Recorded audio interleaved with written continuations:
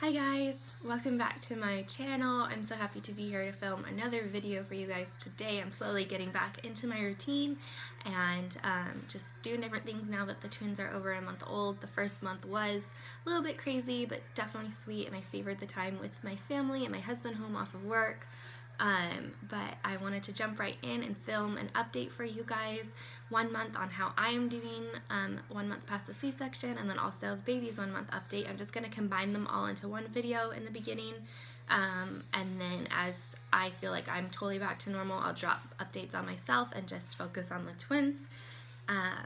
So yeah, hopefully you guys all were able to watch the twins' birth story. It was just kind of a sit with me chit chat, really casual video. I was holding them, but I did get it filmed. It was a beast to upload. YouTube has been so crazy for some reason. I've tried forever to upload that video. It ended up taking almost 24 hours to upload. Don't know why, but it's up, so go watch it if you haven't seen it. Like I said, this is going to be the 1 month update. Currently today, I'm actually 5 weeks postpartum, and we're all doing really well. So I'm going to go over the first 4 weeks. I'm going to start with the babies, and then I'll talk about myself, how I'm doing. So Peyton and Hudson are doing wonderfully. They are such sweet babies. They are so alert. They have the biggest, most beautiful eyes, in my opinion. They just love to sit and be cuddled and held and talked to and sang to.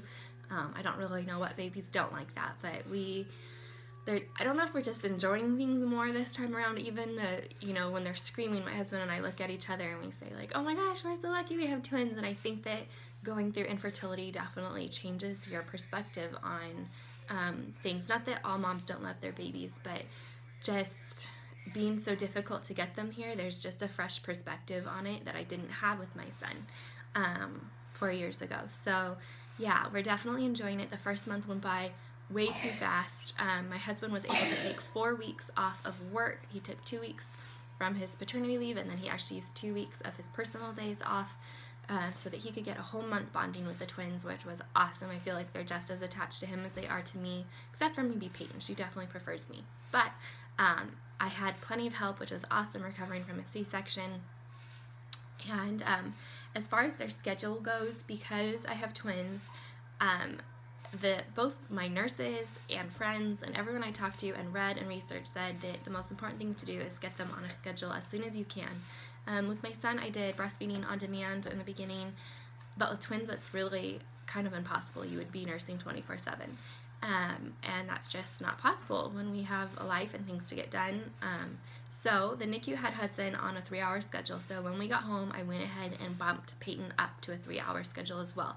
In the hospital, she was eating about every 2 hours, but I figured I need to be able to nurse them both at the same time, and she did great. She was fine going to 3 hours right away. Didn't seem to really bother her much after the first day or so.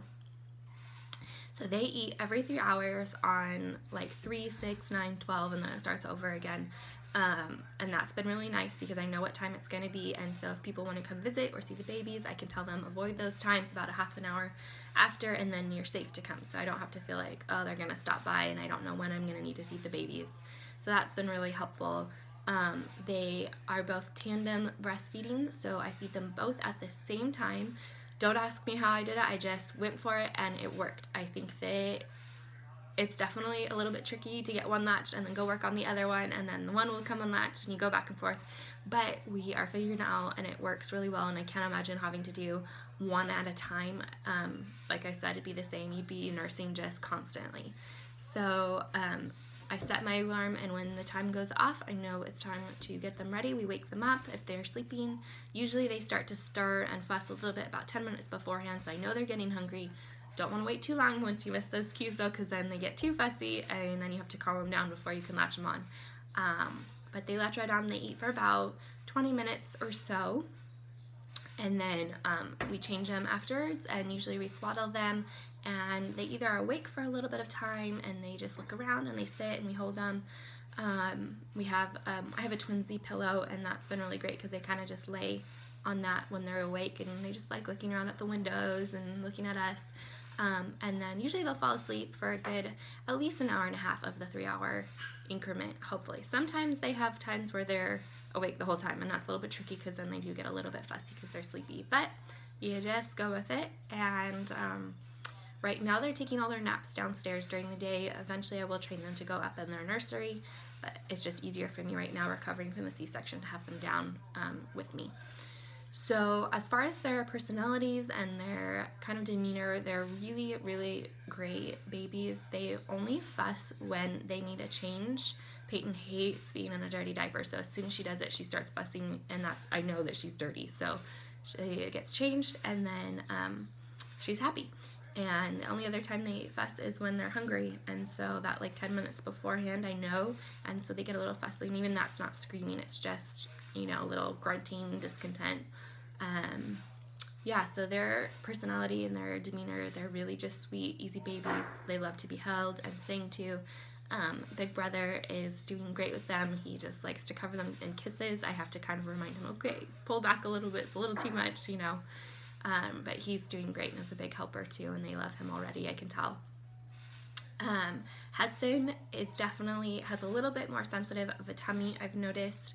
He is prone to get really gassy sometimes, not after every feeding, but usually once a day we have a little bout where I can tell he's really uncomfortable and he's crying. His screams definitely change a little bit, and it's really hard to watch. I haven't noticed if it's anything related to what I'm eating or not eating. It has more to do, I think, I can hear him gulping air when he's eating, and then even sometimes when he's laying there wide awake, he just makes a noise and you can hear that he's swallowing air. I don't know if it's related to his issues that he was having in the hospital and having to learn how to suck, or if it's just something he's going to need to grow out of, but that's kind of frustrating to see him and to have to watch your child be in pain. But we've kind of figured out some tricks. We have gripe water now that they're older, they can give them that, and that does definitely help, like instantly calm him down. And you know, we do the little bicycle legs, burp him, press on his tummy, hold him, you know, on his tummy, some pressure on there, and it does, you know, work itself out eventually. But it's definitely a little sad and hard when you have two crying babies, you know, trying to figure out how to deal with both. But other than that, they're doing great. They're finally filling out a little bit. When we brought them home from the hospital, they were so tiny. Hudson was just under 5 pounds and Peyton was just under 6. Newborn diapers did not stay on them. Even the smallest size, we'd wake up in the middle of the night and their diapers would be around their knees, and it wasn't because we didn't know how to put them on. We know how to change a diaper. They just kicking and squirming in their little sleep sacks at nighttime or swaddles. It would just work its way off because there's nothing for it to hold on to. Their legs are literally like that big around. They're tiny.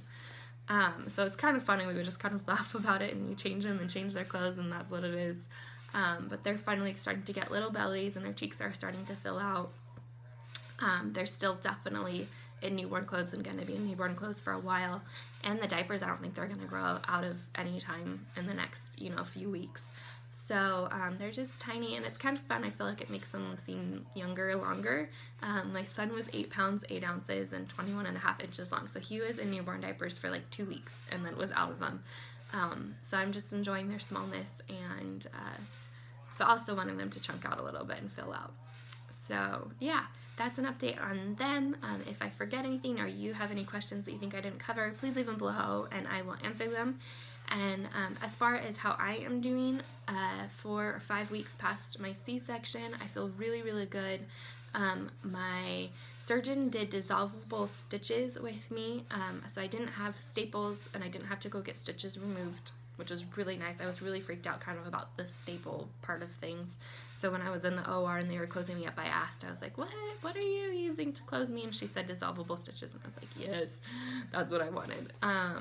So yeah, recovery in the hospital, I kind of talked about that in my other video, so I'm not going to spend so much time focused on the hospital time, but getting home, more than anything than the pain, I just had to keep reminding myself that I had major surgery, because I wanted to jump right back in to being able to do everything that I was used to doing, because I actually felt really good.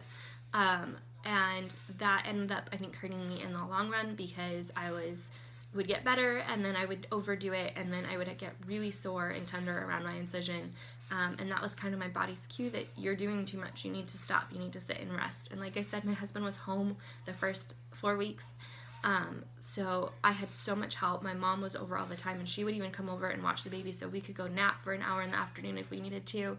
So definitely had many hands to help make this job easy. but I'm feeling a lot better now. My incision is almost entirely closed. I did have one little spot where one of the dissolvable stitches like pushed itself out of my skin instead of being dissolved. It's common, your body will reject it if it doesn't get dissolved, but it left like a little bit of a hole in it. So I'm kind of curious to see what my midwife said will say about it. I have my 6-month checkup next Monday. Hopefully it's fine. It's not red or bleeding or infected or anything like that. I'm keeping it really dry, really clean. My steri strips were only on for 2.5 weeks, I believe, and then they started peeling off. But yeah, so other than that, I'm feeling really good. I'm back. Actually, all my pre-pregnancy clothes are too big on me now. I think just from being so big with all the fertility treatments and hormones, and then losing weight during my pregnancy, and then breastfeeding twins is sucking calories out of me like crazy. I had to go get new jeans and new shirts because they were all just like swimming on me. So I know that you probably all hate me for saying that, but that just is what it is.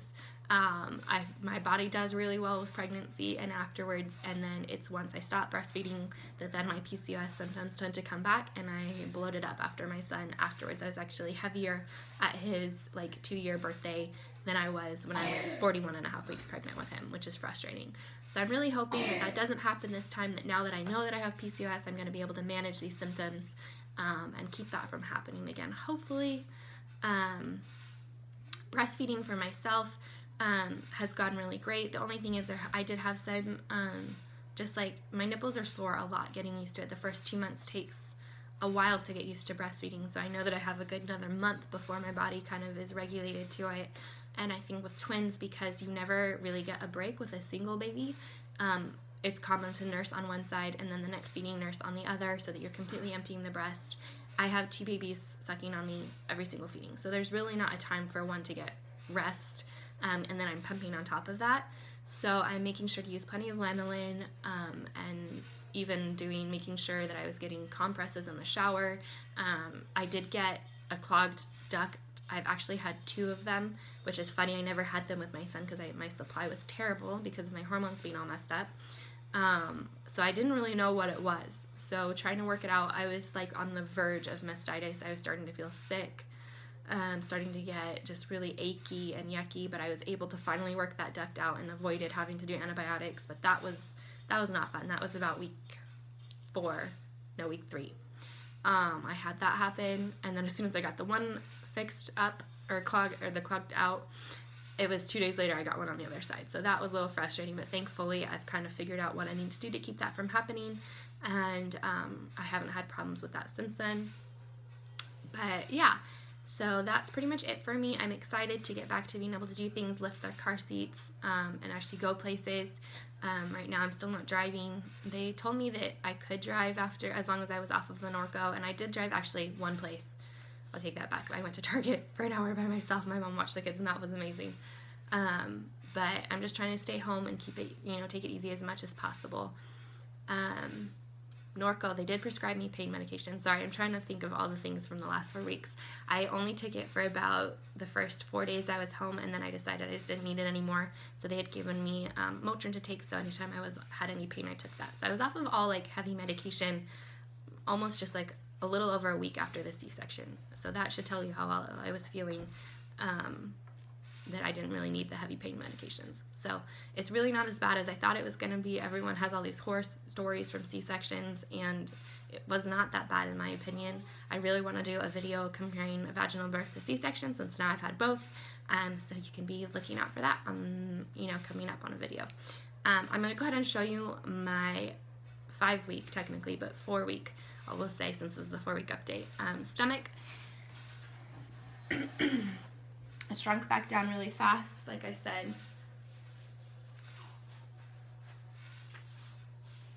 So there's just like a little bit of a bump.